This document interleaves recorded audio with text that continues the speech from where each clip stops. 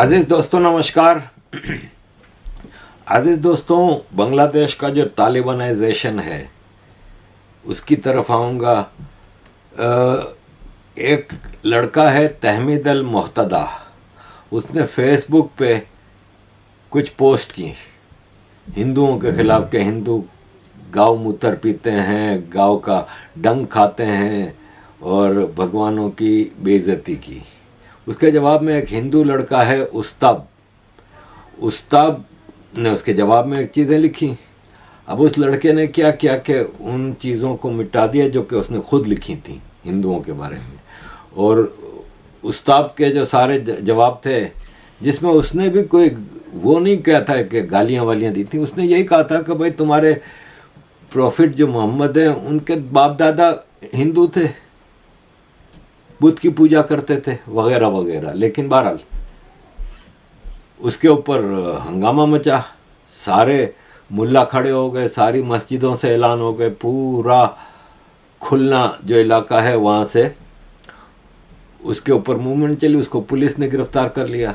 अभी police station में बैठा है, माँ बाप के सामने सवाल जवाब हो रहे हैं, तो इस्लामिस्टों ने हमला करके उसको बहुत मारा। मजबूरन फिर पुलिस को ऐलान करना पड़ा कि वो मर गया है, तो वो लोग हटे। लेकिन फिर अभी भी वो खड़े थे वहाँ पे, इसको बकौल इनके कत्ल करने के, इसको मार मार के कत्ल करने के बाद वो बाहर शोर मचाते रहे, हंगामे करते रहे और एक जश्न मनाते रहे।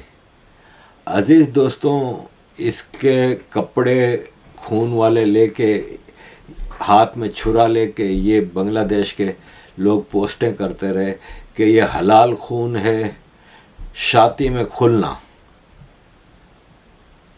आई फील प्राउड, अल्हम्दुलिल्लाह। फिर अरबी में मन सबा नबी अंत फ़क़तलू, तो ये चीज़ें की गई। मतलब जो पाकिस्तान में होता रहा है या दूसरे इस्लामिस्ट एक्सट्रीमिस्ट, वो चीज़ हुई है। मस्जिदों को पुलिस ने कहा कि ऐलान कर दो कि अब ये मर गया है, ताकि लोग घरों को जाएं। फिर ये लोग घरों को गए तो इसको हॉस्पिटल लेके गए हैं और मिलिट्री की निगरानी में, मिलिट्री की सिक्योरिटी में इसका इलाज हो रहा है। ये स्टेज आ गया है बांग्लादेश का। बांग्लादेश में मतलब ये देखें कि एक गांव है ताहिरपुर, सुनमगंज, बांग्लादेश। वहाँ के मुल्लाओं ने ऐलान कर दिया है कि म्यूज़िक बजाना हराम है। अगर किसी ने म्यूज़िक बजाई किसी भी किस्म की तो उसको सज़ा मिलेगी। और ये हमारे भाई साहब हैं जो यूनुस भाई, अमरीकी पपिट, ये कह रहे हैं कि बांग्लादेश में है ना कम्युनल मतलब हिंदुओं पे जो हमला है वो कम्युनल नहीं है। ये एग्जेजरेट किया गया, बहुत बड़ा चढ़ा के भारत इसको ख़ास तौर पे एक्सप्लॉइट कर रहा है और भारत इसको बड़ा चढ़ा के बता रहे हैं, वरना इतना ज़्यादा मामला ख़राब नहीं है। जबकि मामला इस हद तक ख़राब है कि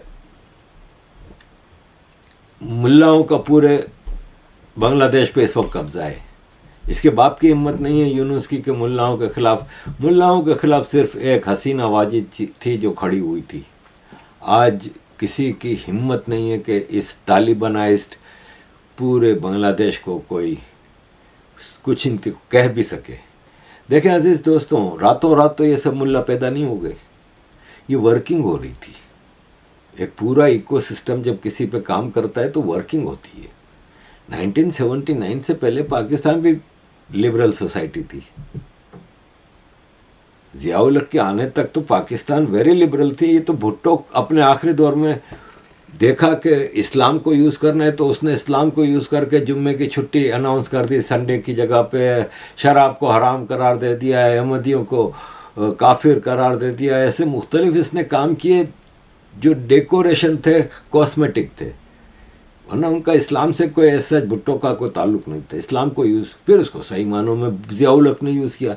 फिर अफ़गान वार और ईरान में जो एक्सट्रीमिज़म आया, उससे पाकिस्तान की एक कौम तैयार की गई ना, जो आज सामने आपके मौजूद है। 78 से 79 से पहले तो इंडियंस भी इस बात को एक्सेप्ट करते हैं कि पाकिस्तान की economy was much better, Pakistan की क्रिकेट टीम बेटर खेल रही थी, पाकिस्तान का डिप्लोमेटिक एनक्लेव अच्छा था, पाकिस्तान भर के टेररिज्म कर रहा था, ये सब चीज़ें थी ना। एक कौम तैयार की गई है, तो ये बांग्लादेश में भी रातों रात तैयार नहीं हुई है। हसीना वाजिद के पूरे पीरियड में एक काम हुआ है और वो कंटिन्यू हुआ है, स्टूडेंट्स का नाम लेके किया गया है। और अब इसके लिए उसको पाकिस्तानी तो उसको धमकियों पे यूज़ कर रहे हैं पीटीआई वाले, और बांग्लादेश की तरह हम भी निकलेंगे, तुम्हारा बाप भी नहीं निकल सकता, ठीक है। इंडिया में इस पे काम हो रहा है, यही चीज़ इंडिया में भी लगातार की जा रही है। एक एक्सट्रीमिज़म को प्रोमोट किया जा रहा है इंडिया में। बांग्लादेश में किया गया, आज ये बंगाली जो है ना इस्लामाइज्ड, ये आज की पैदावार नहीं है। हसीना वाजिद से शायद कहीं भूल चूक हो गई है, उसने सख्त काम तो किया कि फांसी लगा दी, ये कर दिया, ग्रास रूट पे ऐसी कोई चीज़ें नहीं कि बांग्लादेश में एक सेक्युलरिस्टिक सोसाइटी, एक प्लूरलिस्टिक सोसाइटी डेवलप कर सके। और उसका नतीजा आज देख रहे हैं कि पूरी कौम इस वक्त जहालत पे भरी हुई है। वो फास्टेस्ट बूमिंग इकोनॉमी बांग्लादेश की, उसका अब ये यूनुस $3 बिलियन IMF से भीख मांग रहा है। मकसद अमेरिका का यही था ना कि हमारे चक्कर भी उसे हमारे कंट्रोल से, हमारे शिकंजे से बाहर कैसे निकले, ले लिया। बांग्लादेश के हालात बहुत ख़राब हैं, इकोनॉमी डाउन होती जा रही है। अजीज़ दोस्तों, ऐसे में जब आपके मुल्क के हालात इतने ख़राब हों, ये बांग्लादेश की टीवी की जर्नलिस्ट सारा रहनुमा, उसने हिंदुओं पे जो हमले हुए बांग्लादेश में, उसको बहुत ज़्यादा कवरेज दी थी। उसकी लाश मिली फिर। तो अजीज़ दोस्तों, इस सारे सिनारियों में बांग्लादेश की जो मेन इंडस्ट्री है ना, कॉटन और गारमेंट्स, अब बड़ी बड़ी दुनिया की जो चैन हैं, जैसे ज़ारा है, जैसे है C&A है, जैसे मार्क एंड स्पेंसर है, प्राइमार्क है, जो बड़ी बड़ी कपड़ों की गारमेंट्स की चेन हैं, रिटेलर, जिनकी कई कई ब्रांचें हैं एक एक मुल्क में, यूरोप में, अमेरिका में, वो बांग्लादेश, इंडिया और ऐसे कई कंट्री से चीज़ें बनवा के मंगवाते थे और अपने स्टोर में बेचते थे। बांग्लादेश वॉज प्राइम अट्रैक्शन, वहाँ से सबसे ज़्यादा ऑर्डर जाते थे। लेकिन अब कई बड़ी कंपनियों ने अपने ऑर्डर इंडिया की तरफ डाइवर्ट करने शुरू कर दिए बांग्लादेश के हालात देखते हुए। तो अजीज़ दोस्तों, ये है कि बांग्लादेश तेज़ी से डिक्लाइनेशन की तरफ जा रहा है और उसके पीछे और कोई नहीं है। इसके पीछे इसकी वजह सिर्फ़ और सिर्फ वहाँ का जो आर्मी ने रिवॉल्यूशन लाया है, वो इसके पीछे कारण है, बाकी कुछ नहीं है। वो ये है कि भारत के army chief, ex army chief जो कि अभी रिटायर हुए हैं, उनसे पूछा गया तो उन्होंने कहा कि मैं तो एक फ्लैट में रहता हूँ और कोई प्रोटेक्शन नहीं है, पार्क में जाता हूँ, कोई पहचानता भी नहीं है, और मज़े से सब बाज़ार में सब्ज़ी खरीदने जाते हैं, सब कुछ करते हैं। मैं एक कॉलोनी में रहता हूँ, एक अपने फ्लैट में, सभी लोगों से मिलता हूँ, कोई प्रोटेक्शन नहीं है। और मुझे अच्छा लगता है कि मैं कहीं पर भी कभी भी जा सकता हूँ, घूम सकता हूँ, बेंच पर बैठ सकता हूँ, कोई मेरे तरफ देखता भी नहीं है। तो अच्छा लगता है। ये भारत के रिटायर होने वाले आर्मी चीफ। अब ज़रा कंपेयर कर लें आप इसको कमर जावेद बाजवा, राहिल शरीफ, अशफाक कियानी, उनके लाइफ स्टैंडर्ड को, उनकी फैमिली के लाइफ स्टैंडर्ड को, और क्या वो इस तरह आज़ादी से निकल सकते हैं अपने मुल्क में,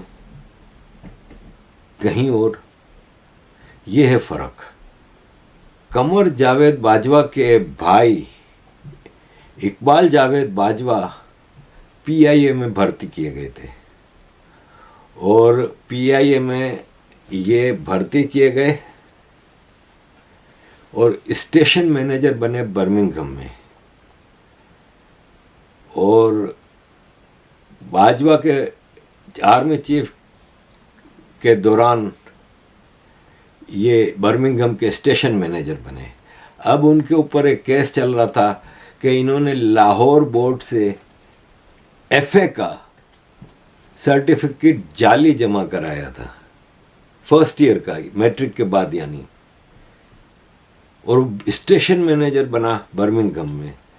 मसला ये है कि पाकिस्तान के आर्मी चीफ है ना, अगर हम ज़ियाउल हक के ज़माने से शुरू करें तो ज़ियाउल हक सब कहते थे गरीब सा बंदा है, मिडिल क्लास फैमिली से ताल्लुक़ रखता है। इसके मरने के बाद पता चला कि इसके बेटे इजाज़ुल हक और अनवारुल हक तो अरबपति हैं। जनरल ज़ियाउल हक का राइट हैंड आदमी था जनरल अख्तर अब्दुल रहमान, जो इसके साथ ही हेलीकॉप्टर में मारा गया था। उसके मरने के बाद पता चला कि उसके बेटे हुमायूं अख्तर और हारून अख्तर तो अरबपति हैं, और तब से कंटिन्यूस हर सरकार में होते हैं। अभी भी आपकी शहबाज शरीफ की कैबिनेट में ये हिस्सा हैं। असलम बेग पाकिस्तान का आर्मी चीफ था, उसकी ज़िंदगी में ही पता चल गया था कि कितनी अय्याशियाँ करता है। जहांगीर करामत इसके बाद जो आर्मी चीफ बना, उसका पता चला कि वो तो अमेरिकन एजेंट था, वो तो रहता ही अमेरिका में रिटायरमेंट के बाद से, और अमेरिकी थिंक टैंक का मेंबर है। दुनिया के किसी और आर्मी चीफ बाहर जाके जॉब नहीं करते और वो भी थिंक टैंक का मेंबर है। सच ए क्रूशल पोजीशन। इसके बाद मुशर्रफ आया, तो मुशर्रफ की रिटायरमेंट के बाद पता चला कि इमारात और अमेरिका और इंग्लैंड की बैंकों में करोड़ों डॉलर हैं इसके। कियानी के रिटायरमेंट के बाद पता चला कि इसकी तो ऑस्ट्रेलिया में ज़बरदस्त इन्वेस्टमेंट है। राहिल शरीफ रिटायरमेंट के बाद 700 कनाल प्राइम लोकेशन लैंड मिली, लाखों डॉलर की सैलरी पे सऊदी अरब में जॉब करने चला गया। बाजवा की रिटायरमेंट पर पता चला कि 6 साल के दौर में उसकी खाली बीवी 13 अरब रुपए से ज़्यादा की प्रॉपर्टियां बना गई। अब आसिम मुनीर की पोलें आसिम मुनीर के बाद खुलेंगी, लेकिन इससे फ़र्क क्या पड़ना है। ये भारत के जो हमने दिखाया आपको आर्मी चीफ, वो इज़्ज़त और आबरू की एक ज़िंदगी गुजार रहा है, not like Pakistan army. Pakistan army का तो ये हाल है कि इन्होंने अभी मुख्तलिफ़ इलाकों से एग्रीकल्चर लैंड अलॉट कराई अपने नाम, और अब इन्होंने कहा है कि 3,400 कैनाल्स हैं, जो नहरें छोटी छोटी, क्योंकि पंजाब के 5 दरिया में नहरी निज़ाम दुनिया का सबसे बड़ा नहरी निज़ाम है। तो 3,400 कनाल्स डिफेंस पर्पस के लिए आर्मी ने मांग ली हैं। और भाई साहब, इस्लामाबाद के तरफ, जो कि पाकिस्तान के सेंटर में, कहीं बॉर्डर एरिया नहीं है कि आपने मुख्तलिफ इलाकों से दूसरे मुल्क से आ रही है, जैसे इंडिया बांग्लादेश के दरमियान दरियाओं का जो सिलसिला है, उसमें आप समझ में आता है कि स्मगलिंग ये वो। यहाँ इस्लामाबाद, जिसका दूर दूर तक कोई बॉर्डर नहीं, कोई समंदर नहीं, आप वहाँ पे कैनाल्स कब्ज़ा कर रहे हैं, आप ज़मीनें कब्ज़ा कर रहे हैं, आप क्या कर रहे हैं। भारत में आर्मी ऐसा क्यों नहीं करती? अगर आपको थोड़ा बहुत भी शर्म हो तो थोड़ा तो आप भारत की आर्मी से सबक हासिल करें कि वो क्या कर रहे हैं। तो अजीज़ दोस्तों, Bangladesh case is hopeless case. बिल्कुल उम्मीद नहीं की जा सकती कि बांग्लादेश में कोई बेहतरी आएगी।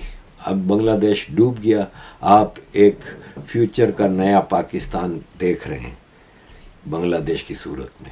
तब तक हो सकता है पाकिस्तान ख़त्म हो जाए, लेकिन ये एक फसाद भारत के ईस्टर्न बॉर्डर्स पे छोड़ दिया गया है।